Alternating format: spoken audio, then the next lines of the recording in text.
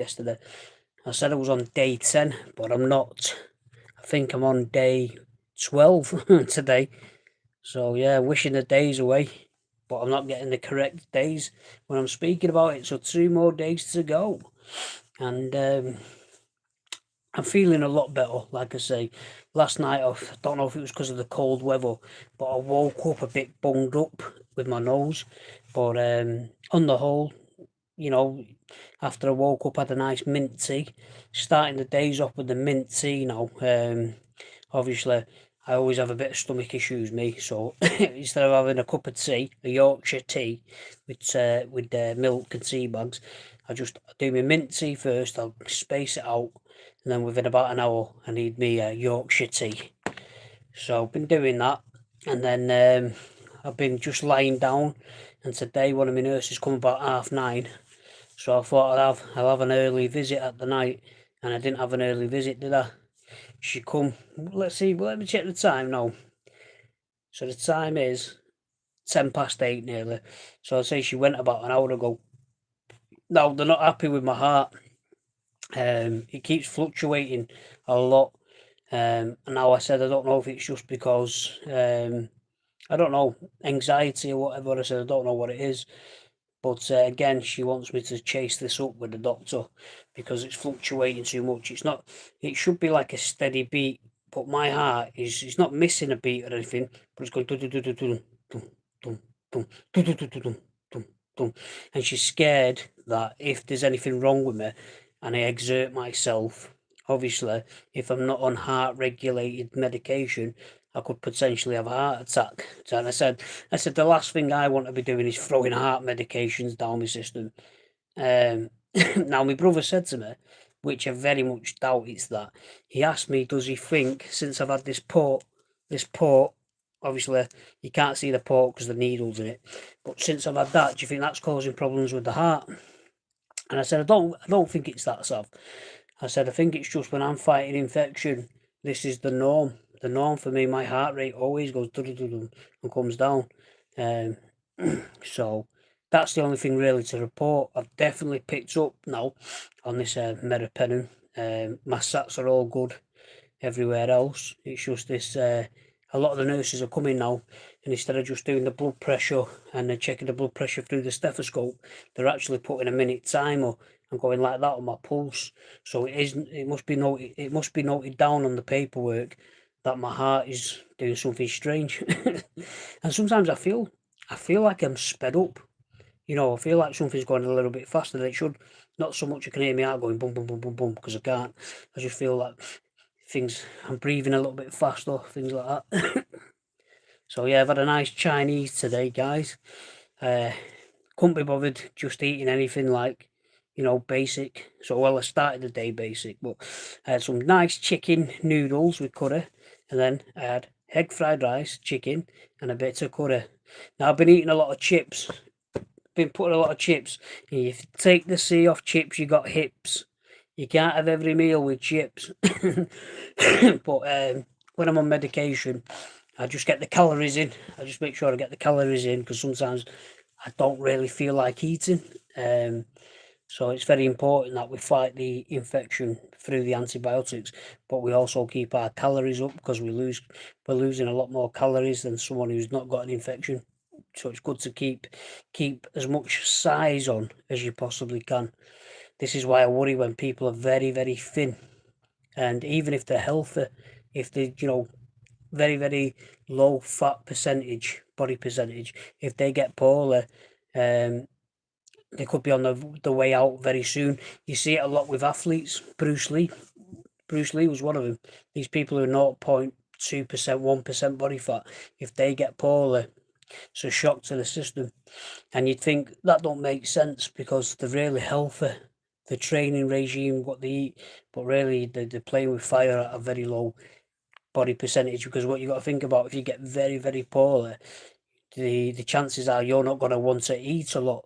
Now, yeah, you can get pumped with fluids, foods, things like that. Hi there, Jasmine. Jasmine Blatchford, welcome to the channel. Nice to see you, Jasmine. But yeah, So nearly coming off my treatment, guys. Soon as that needle comes out my chest, it's like a big relief. It's like just another successful treatment, you know what I mean, where I've not had to be hospitalised this time. I've not, since I've been on the IVs now, I've not been hospitalised since I had the virus. I'm not going to say what virus it is, because if I do, I start getting adverts and all nonsense. So a good 2 years now, 2 years I think, I've not been hospitalised for. I've had all my treatments at home. My real name is Aidan. Well, Aidan, how are you presenting as Jasmine if your real name's Aidan? But anyway, each to their own, mate. No discrimination here at Bronchiectus. You can call me whatever you want, right? But don't call me late for my lunch. And so I lied to you last night, guys. I said to you I'm going to be doing my nebulizer, and I don't think I did. So I've come up extra early. I've took me amitriptyline so I get a great sleep, because my watch was absolutely terrible last night. Well, not my watch. My sleep was actually absolutely terrible. I must have had an overactive mind, because according to this watch, I had 1 hour and 34-minute deep sleep.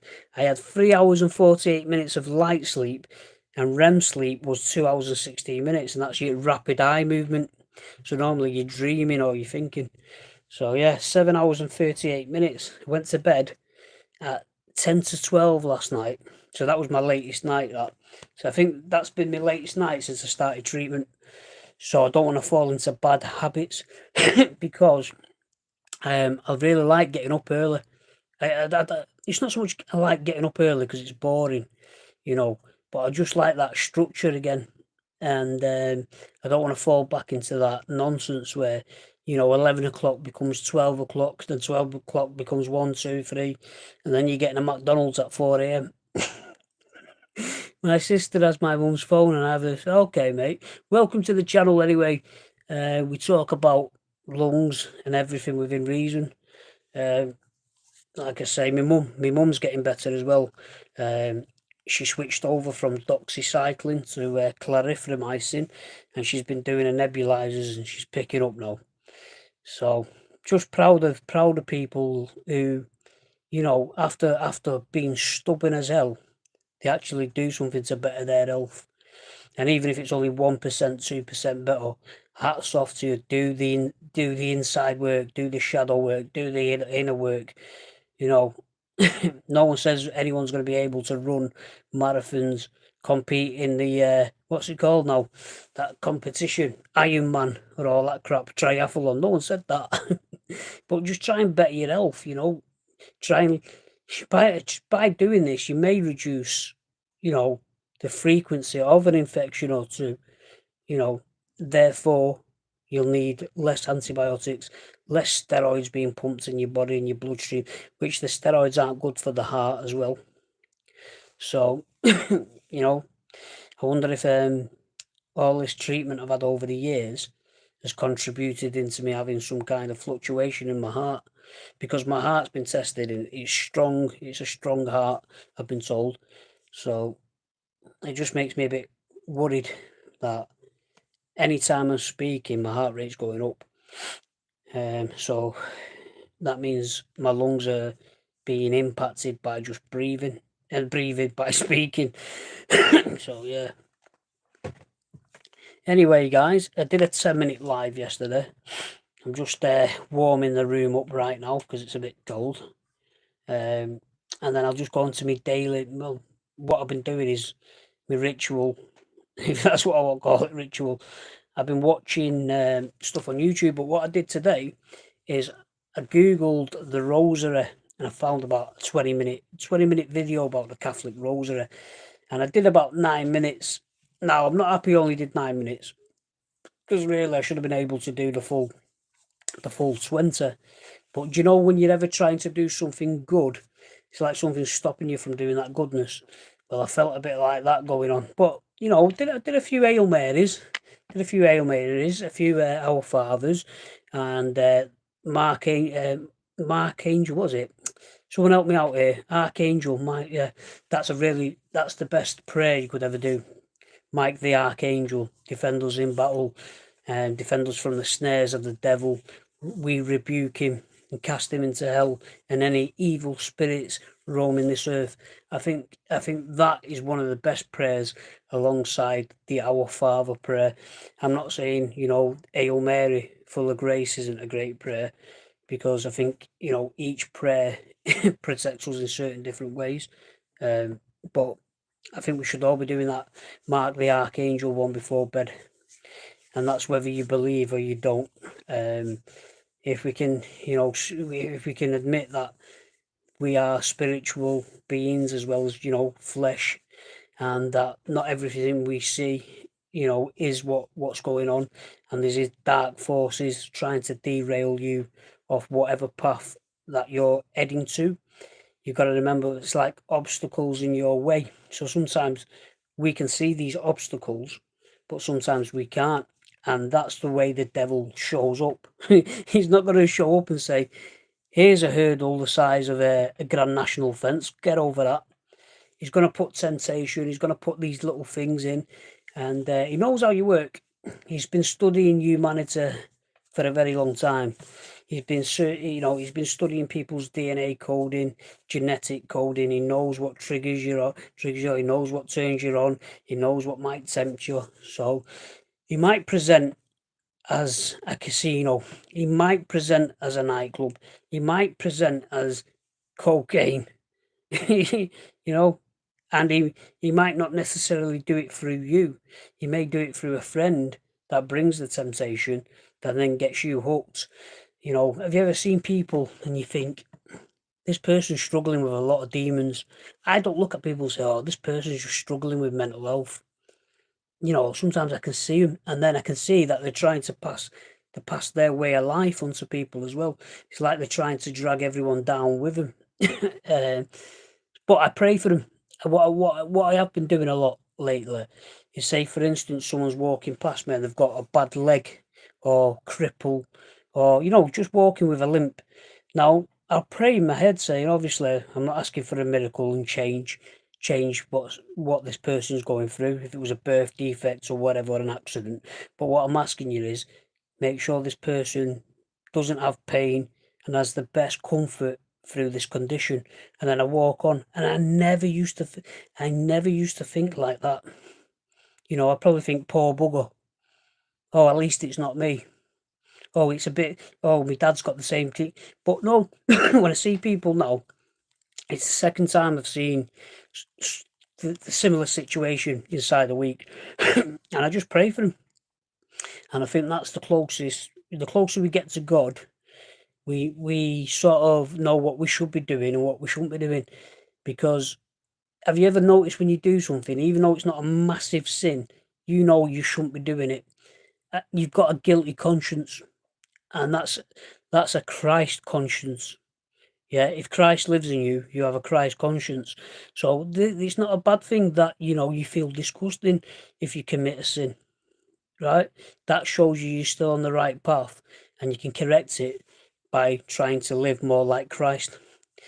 And none of us are going to achieve it, of course, because no one's pure. No one's pure like that. We can't walk in his steps, but we can try and walk in his shadow, and try and be a better person. Forget all that anger. Anger is a rebel. What's it called? Anger. Rebel. The who rebels the devil. So when we do get angry, annoyed with whatever situation it is, a family disagreement, fallout, not agreeing, whatever, it seems to be we go into an emotional state where we can't contain our anger. And you could have the most intelligent people. You could have the most intelligent people speaking, but once one argues, it don't work. It's like it's two dogs, but you never really see two intelligent people arguing. Yo, all right, Nocturne. Yeah, am I saying your name right, Nocturne? So yeah, I just look at life a little bit differently now. I don't just see people as people, and I know I need to work better with beggars. I think I don't know what it is about beggars. If they're a sincere beggar, and they're struggling, then I will say I'm walking past and I've got a Greg's sausage roll, or there's two of them.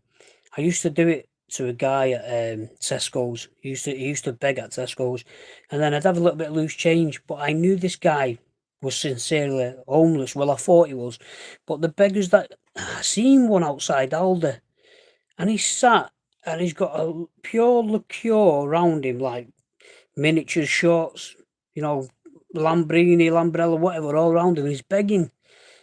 And to me, I'm not here to feed his addiction. I'm trying to take him away from addiction. So me giving him money is only going to fuel his addiction, not what he needs: food, clothes. But yeah, it's getting bad now. I think I won't be surprised, yeah, if this is some kind of what do you call it? What do you call it? A scam, where people are doing it like clockwork. So you crackheads, they need to make money, don't they, to get crack or whatever drugs. And maybe they sit at this service station for a bit, do begging, then they go to another one, someone comes on to the next part, so they're replacing each other till they get the crack money. And when they get the crack money, they keep the neighbours up. So I live in a place where it's predominantly crackheads, and they'd be coming knocking on your door. Do you want to buy this, buy that? And I'm like, mate, do you think I'm paying for you to keep me up at night?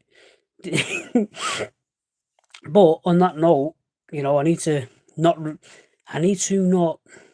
judge the beggar. I don't need to walk past him like he doesn't exist and I'm more superior. Whether he is a drug addict or whether he's had a hard life, I don't know, do I?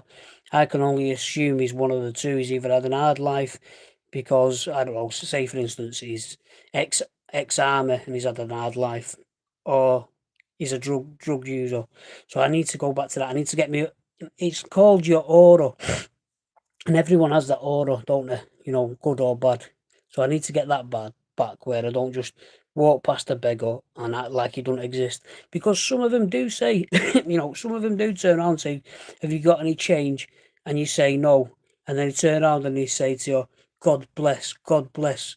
Yeah, that's right, Irish eyes. Jesus is king. Saluting you. Jesus is always my king. I don't go anywhere without him. Now I'm going to tell you a story about this. So this cross here, I walked past the jeweler shop, and I never seen it in the window. I couldn't afford it at the time, so I put a deposit on it. So it's not on the right size chain. My mother gave me this chain, but my life started changing massively when my mum gave me this Saint Christopher pendant. Now this Saint Christopher pendant is supposed to help you when you're on your travels. So you look at it like travels going abroad, being in a car, but I also look at it as travels is a journey in life. And when I got this opened me up to a lot of stuff. It's almost like my spiritual window, my intuition, where I could see wrongdoings or things that weren't right. It all happened when my mother gave me this. So this is going nowhere. My Saint Christopher, and obviously with Jesus Christ, kiss every day. So that's what we do. Anyway, Irish Eyes, nice to see you here. If you was born in 1916, you're older than the Queen. So Nocturne, if you got any questions you want to ask me, anything you can ask about the chest, things like that, anything, just roll with the punches. And if you can't roll with the punches, just tuck your double chin in like that. Anyway, I'm not big on Chinese food. I don't like it. I prefer Indian, and I don't know. Every time I eat it, I get like indigestion, but where I'm struggling to burp and I can't breathe. I think I'm allergic. I'll take an antihistamine next time. Michael Collins. Hey, there was a boxer, wasn't there? What was he called? Thingy Collins, Steve Collins with it. Great boxer. Yeah, a lot of good Irish fighters. Yeah. And tell you that the Irish, they're tough as old boots. The Italians. We're the Italian stallion. So, anyway, I'm going to shoot soon. It's about Irish independence. I heard about Scottish independence a while ago. There used to be a guy on radio called Scotty McClue in the 90s, Scotty McClue. And you had a guy called James Stanage as well. and one was on key 103, and one of them was on, I can't bloody remember anyway. And you used to phone up and talk. Well, anyway, Scotty McClue, he's on YouTube now, and because he's on YouTube, people ring up and they talk about Scottish independence, but I didn't know about Irish independence. Or have Ireland got independence now? Can't remember. Yo, each beach, you okay, brother? It's it's going so, mate. I mean, I'm picking up off treatment now, so it's very paramount that when I finish the next 2 days, I jump on my gentamicin, because it's very hard to stay on a daily antibiotic and do it religiously. Yeah, you think I need a little bit of a break, but if I do that, I'm wasting this cycle, because this cycle is going to get me well. Well, not get me well, fight that infection. And if I can jump on gentamicin and prolong the next infection, then, you know, we're killing two birds with one stone, so to speak. Michael Collins, the Irish rising against the English crown, hence the 1916, the Irish rebel. Nice, mate. Yeah. Well, Nocturne, you know a lot there, mate. You're like an encyclopedia.